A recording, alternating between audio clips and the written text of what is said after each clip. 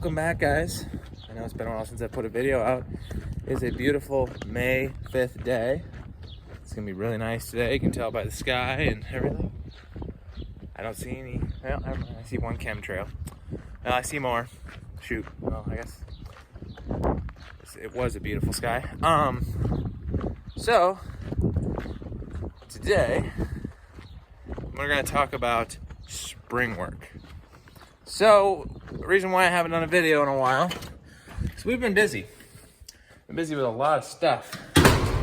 Getting ready for spring. Obviously, the last thing we did was we planted oats. Let me turn the camera around and show you some of the things we've done. So this is that 686 we bought. I have officially equipped it with the cultivator mount on the front and the ones on the side. It is all ready to hook a cultivator up to. He's been equipped with LED lights. We did flip the wheels around so we could make it straddle 30-inch rows. So the wheels are in a lot narrower, as you can see.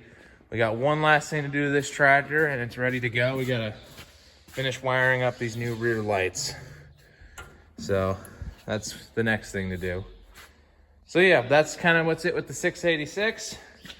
Been working on these over here. These are our main fertilizer tank. Oh, fertilizer cone bottom tank and our big water tank.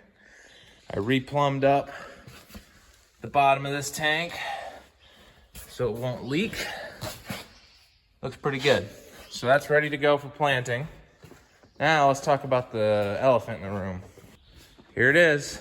This is the planter. When we get it out, I'll give you a better look, but this is the planter we've been working on over the past, month. We're currently doing one last job to it. We're gonna go ahead and replace all these with solid new disc wheels because we tested it and those spike ones do not work. They grab lots of corn trash. So that's a pretty cheap job to fix and we've already got some spoken for, so we just gotta go get them. So let's start off with what we did to the planter. So everything up here is the same. Obviously, we put 6 airbags along the back of the planter. Let me open a door to get some better light in here.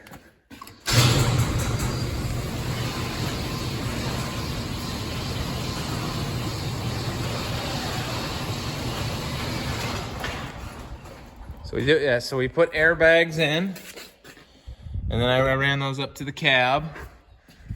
We put in a second fertilizer system that runs out these rear tubes. It runs up the row unit and up to this nozzle body right here with the check valves. Those are all put together. So that's what we did there. So since we did install 2 systems, we now got 2 filter housings right here with 2 shutoff valves. So this one's for the tube system. This one's for the in-furrow. Got 2 pumps up here in furrow, our nitrogen tube system. And then up front, so we left the two tanks that were 70 gallons apiece. We left those on the front of the planter, one there and one there. And then we put this big old 300 gallon on for the nitrogen system. I got that all plumbed up. And as you can tell right there, I teed where the old tank was. Got this built. This is the flow meter rack. And this basically tells you if you have obstructed flow in any of your fertilizer hoses in the back. So we equipped it with these 2. These are T-Jet shutoffs. So from the cab, we can flip a switch and shut off flow of fertilizer. Reason why we did that, those pumps, for years, we've just been shutting them off every pass. And, well, it's fried every pump we've had after a while. They only last like a year, 2 years. So that's what we did there. Didn't change much here. Everything runs up to the cab as normal. But yeah, take a look at this tank frame. Had my brother weld this up. It's a really nice frame, and all bolted down. Ready to try it out this spring. So yeah, that's the upgraded planter. We did upgrade it, as you know before, we have upgraded it to the new parallel lifting arms with bearings. The gauge wheel arms with bearings. Disc opener's been redone. Had our seed meters checked. Seed tubes are new. Frogs are new. It's a pretty complex, but actually pretty simple when you think about it. So yeah,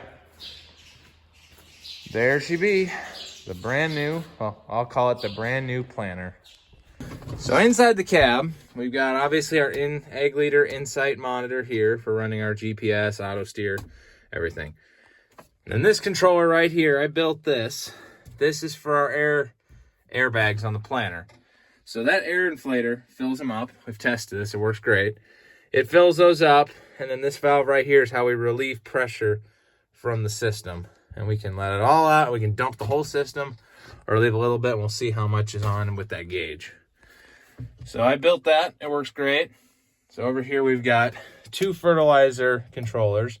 This is for that nitrogen pump.